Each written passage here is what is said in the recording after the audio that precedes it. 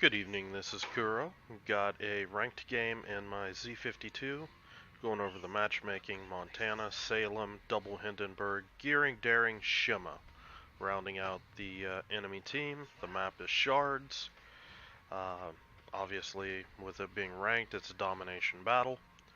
And like I have on a few other games that I've posted, I'm going to go B-Cap here. I really like playing B-Cap on Z52, although A or C is equally as advantageous. Z52 is a monster on this map with your Hydro ability. What I'm going to talk about here is RPF and how to get an indicator of where ships are. So basically what we're gonna try to do, we're gonna try to track down possible locations for this destroyer based off my RPF. And when I say my RPF, I have no RPF.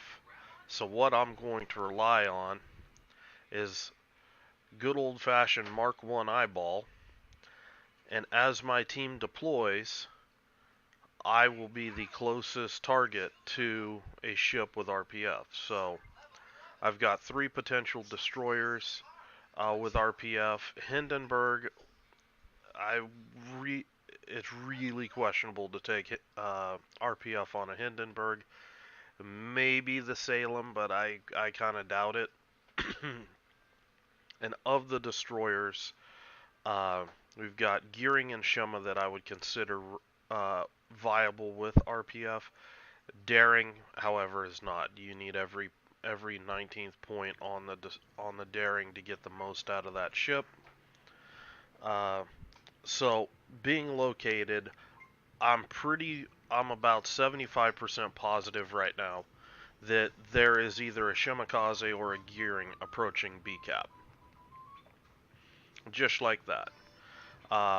Now, I've told my Haragumo to push up towards this island so he can have shots in this area. Now, I want you to pay attention to how this positioning works with my Hydro. It's specifically, okay, you see as it starts easing into the cap and starts pushing into the cap. The Hydro doesn't go very deep this way, but what I've taken to noticing and why I tend to hug this island is because I see a lot of destroyers that try to kite out this way.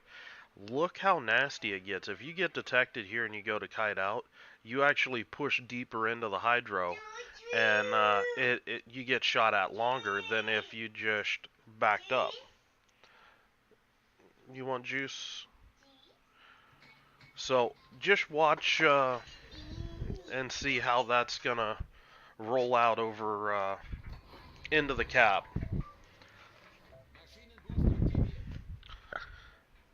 Now here I'm just backing up. I'm doing some spotting, and we'll take a look right here. Okay, so out of this and this, I'm still located, so that's telling me that there is a destroyer most likely somewhere in here. And I'm judging that because RPF, I'm guessing, is not on the Haragumo. There could obviously be a destroyer up there. However, I'm located. So I'm basically backtracking where this guy could be based off my position or the position of my team. This is advanced stuff. I'm going to try to do my best to explain it, but basically drawing, circles or a line basically out, I can start to kind of get an idea of where these ships are at. The Daring, obviously this RPF ship isn't on the Daring. Usual process of elimination, no destroyers are going to go here, simply because it's exposed to my enemy or the spawn, and it's a death sentence to play this side of the island, like right in here.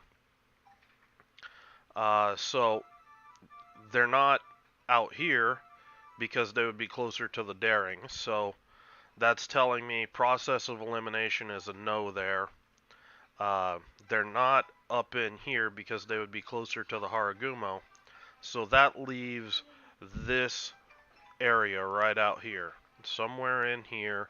I'm the furthest forward in this, you know, arc. Or I guess with the Haragumo, I guess it would be like look like almost like a cone-shaped area when you factor in all of that. So the total potential arc is like this, including obviously all of this. But we can rule out that, you know, it's probably not the Hindenburg. So there's probably a DD in here somewhere. And my best guess would be he's in here somewhere. Just with how I know destroyers deploy and based off the location for my Haragumo, my Salem, my Daring, that's giving this gets more accurate the more these guys get further away from each other. But take a look at that Hydro, how it rolls deep into the cap. This gearing, he popped up on my Hydro at 5.8 instantly. You know, he didn't have any ability because of how he was traveling into the cap. He basically ran into my Hydro and boom, now take a look. He's got all of this to try to turn and get out. Instead of just getting bumped at 6 kilometers and being able to turn out, it's very deceptive. You see, he's at 5.4 now. Hydro obviously spots the torpedoes, and I'm just going to chill out here and just let my team do their thing. My Haragumo's hitting this guy, and right there, we basically knocked half the HP off that gearing just with my Hydro.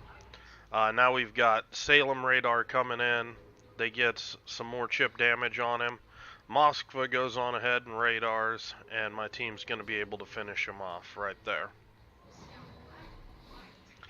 So that was a little lesson plan on how to try to use RPF against your target. Now, going to use the counterpoint for a case for no RPF, and that's right here.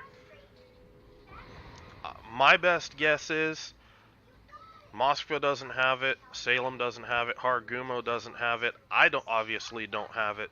None of these targets are going to be located. If Daring, like I said, Daring probably shouldn't have it. You know, there should be no RPF on my team. Nobody on the enemy team is likely showing that they're located. And that's going to create an issue where either guys are going to feel comfortable, or if you're all done, or the team is going to, if they're smart, they're going to start to feel uneasy because they're not getting any sort of feedback as to, am I close to a destroyer, am I not? Because so many destroyers this day and age bring RPF, and on some ships I do feel like it is a crutch for skilled destroyer play. So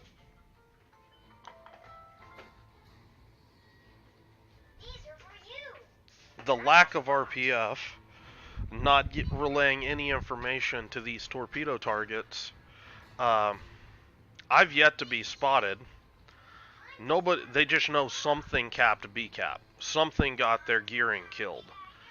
You know, if the gearing was smart, he told his team Z-52s and B cap.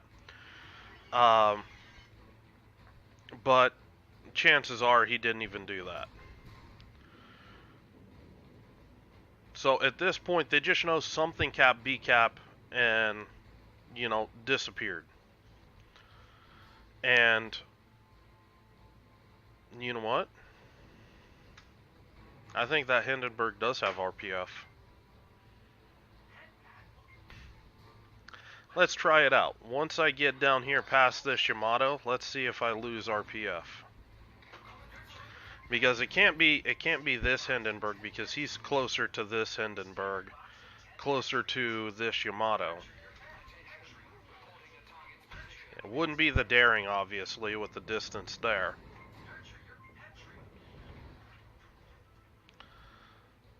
So let's see, once I get further out in the cap, let's see if RPF drops off here, and this will be another good lesson. And hopefully this one will be more of a visual representation for you. So I'm still closer than the Yamato.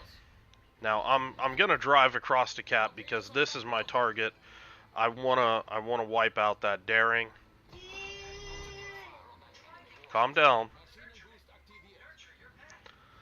Now, my friendly Daring has been playing pretty passive back in here. I don't know what's going on with him.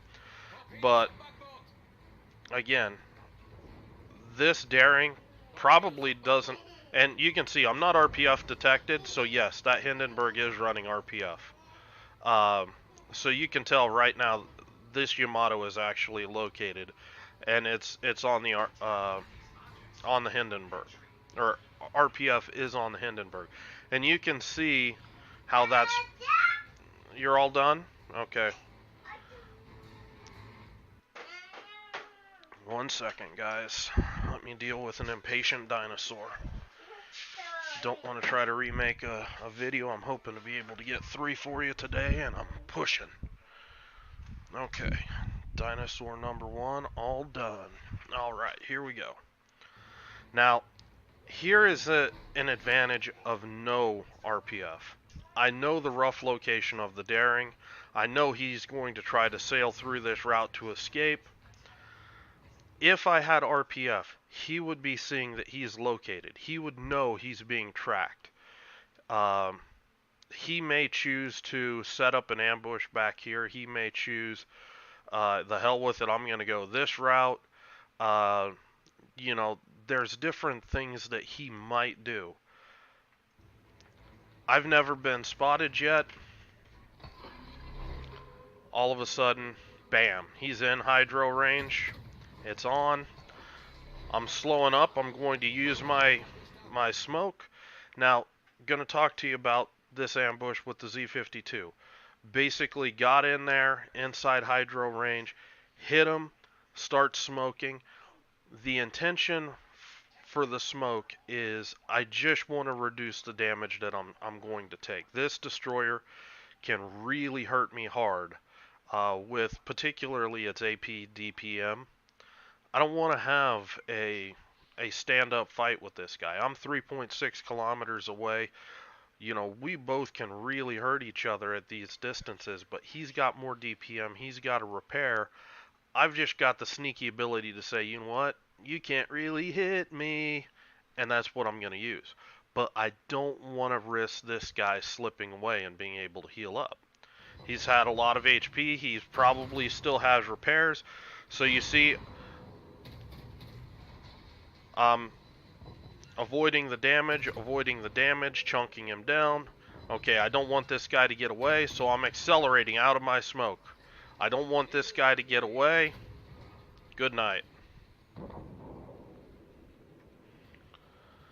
That's how you ambush a destroyer with the Z52. You're just using your smoke as a way to mitigate damage. And if you look, I took hardly any damage during that ambush. It's extremely effective.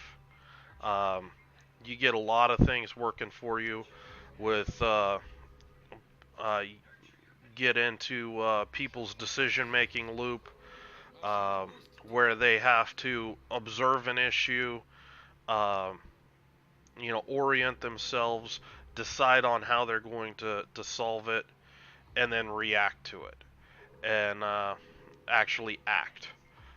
And you can see that, you know, that he loses, he's not shooting, he's thinking about who do I shoot now, and then it's like he's transitioning to a teammate, and then it's all of a sudden I'm back up and he's going to want to look at me again, and he's not using his guns. It's a way that you get inside, you know, their decision-making process their guns aren't firing because their brain is thinking about who should I be shooting at. You know, their brain is trying to, you know, get locked on, get their crosshairs on target and start shooting. And just it happened so quickly in that engagement that Daring wasn't able to inflict any real damage on any of my teammates. So again, really good lesson as I came in here. RPF detection. This guy 100% has RPF. Uh, it can't be the Salem. I think that's a Salem. Yeah, that's a Salem. Because obviously the distance between these two, if the Salem had RPF, it would be on my Salem, not me. I'm the closest to this Hindenburg. 100% guaranteed this Hindenburg is running RPF. Now, let me back it up a second. Okay, let's see the moment in time where I take RPF over from, I'm assuming, my Daring.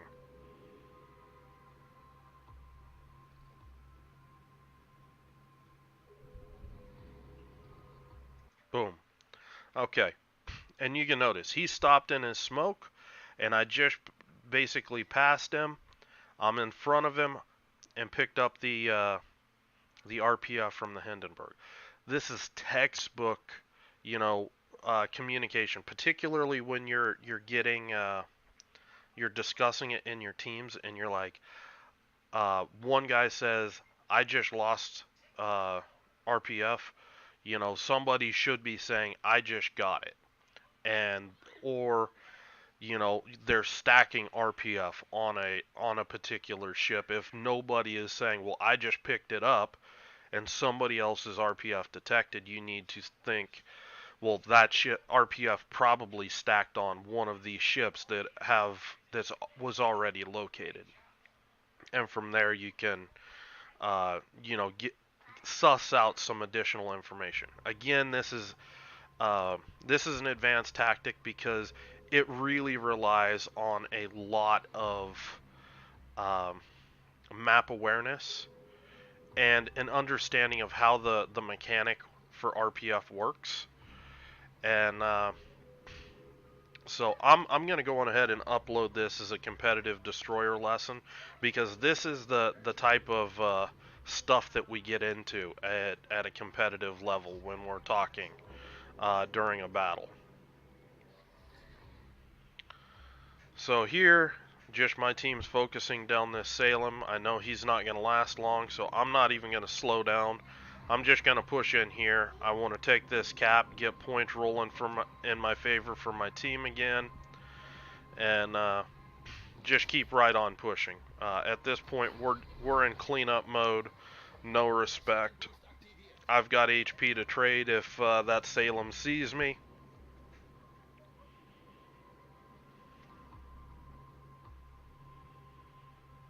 Just gonna keep right on coming out. Sorry, I was playing this game with dinosaur number 2 on my lap. That's why it's a little bumpy. He's trying to eat the keyboard around this time during the game, so things that happen in Jurassic Park. So here, all I'm doing, I'm pushing in. I'm trying to get a good torpedo angle on this Montana. I'm going to assume that this Montana is going to be scared of something capping B that he can't see. Again, he's not, unless one of these destroyers has RPF, he doesn't know that there's a destroyer that's this close to him. You know, 6.5 kilometers, 6.4. He's not located on my behalf.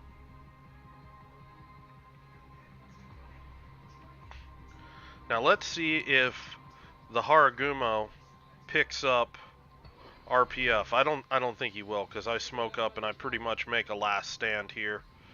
Hold on, baby. Hold on. Hold on. Do you want open? Open? So Montana slammed on the brakes. My torpedoes missed. Basically just using the AP. Knew there was a shot that was going to be coming out. So just accelerate it actually outside of my smoke. I'm using my smoke screen as a curtain right now. Uh, Hindenburg hydros me, whatever. Popping my hydro just to make sure I didn't get torped. And I'm just taking this stance because I've got HP. I can play aggressive. Shoot me. Don't shoot, lower HP teammates. Shoot me. I've got, the highest percentage of HP on the team, and it's gonna take you longer to kill me than kill something else. So I hope this game was kind of got I hope this game was illuminating about how to use RPF against a destroyer that has it, and why RPF can be against skilled opponents can cut both ways. In the case of Z52, you really don't need it. You want to suck those destroyers in close, where you can smoke up and hydro, and just beat the crap out of them. Let your team, farm them. Um, you don't need RPF for that. You go where that destroyer is gonna want to go. He's gonna want to go to cap. So, go to that cap. Get that hydro going early, so any torps you screen for your team. You're not at risk eating torps. Get out there and troll for those destroyers. That's why I run Superintendent over any other 3-point skill on the German DDs. It's because if you do this correctly, you don't need as much hit points right out of the gate. Every other destroyer survivability expert is my first, but because you have this damage mitigation capability with your smoke and hydro when you're fighting destroyers, you're able to, you know,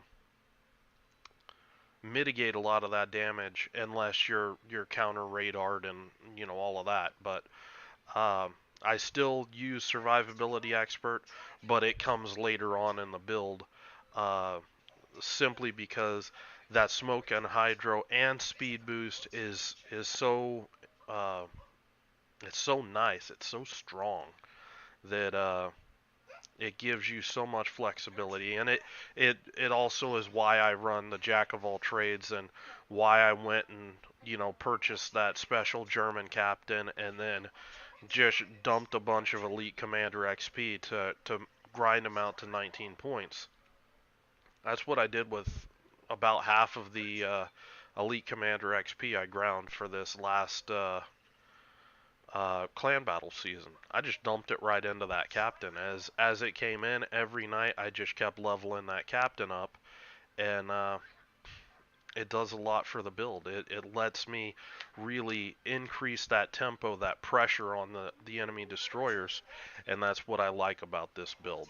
So, if you guys have any questions or comments, please leave them below. I'm discussing a complicated subject, and I'm exhausted right now. I'm pretty much down to eating coffee grinds right now, and you know, hopefully I didn't have a case of my brain dribbled out my ears and my nose, and you guys got it. If not, leave the comments, and I'll hit it with another video. See if I can either redo this one, or hey, calm down, you're all right, or find a way to get that information back out to you. So I hope you guys are having a good night. I will talk to you later.